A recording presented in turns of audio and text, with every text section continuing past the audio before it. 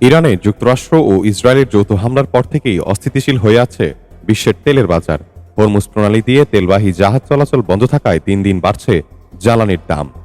এমন পরিস্থিতিতে ইরানে আগ্রাসন চালানো ও এতে সমর্থন দেওয়া বিশ্ব নেতাদের প্রতি চরম হুঁশিয়ারি দিয়েছে ইরান।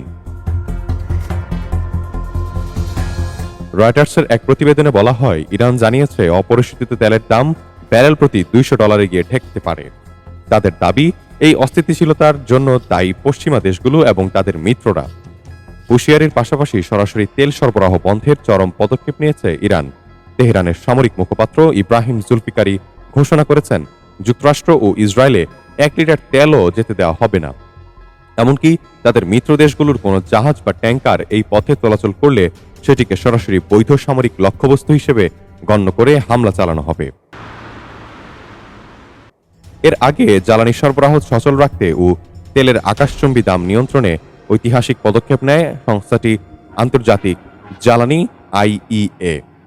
সংস্থাটির 32টি সদস্য দেশ একমত হয়ে তাদের জরুরি মজুদ থেকে রেকর্ড 40 কোটি ব্যারেল তেল বাজারে ছাড়ার সিদ্ধান্ত কথা জানায়।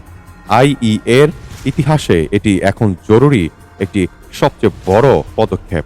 তবে বিশ্বের প্রভাবশালী বাজার বিশ্লেষণী সংস্থাগুলো বলছে, IEA এর রেকর্ড তেল ছাড় সাময়িক স্বস্তি দিলেও দীর্ঘমেয়াদী সংকটের সমাধান নয়।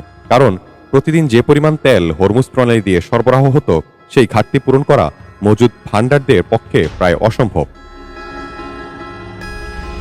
এর ফলে যুদ্ধের সময়সীমা দীর্ঘায়িত হলে তেলের দাম শেষ পর্যন্ত লাগামহীন হয়ে পড়ার আশঙ্কা থেকেই যাচ্ছে। বিশ্বের জ্বালানির ধমনী হিসেবে পরিচিত হরমুজ প্রণালী দিয়ে জাহাজ চলাচল এখন পুরোপুরি বন্ধ। বৈশ্বিক তেল সরবরাহের প্রায় 20% এই জলপথ দিয়ে সম্পন্ন হয়, যা বর্তমান যুদ্ধের কারণে থমকে গেছে। বিশ্লেষকরা বলছেন, 1970 সালের ঐতিহাসিক তেল সংকটের পর জ্বালানি সরবরাহে এটি এখন পর্যন্ত সবচেয়ে বড় বিপর্যয় হিসেবে দেখা দিচ্ছে।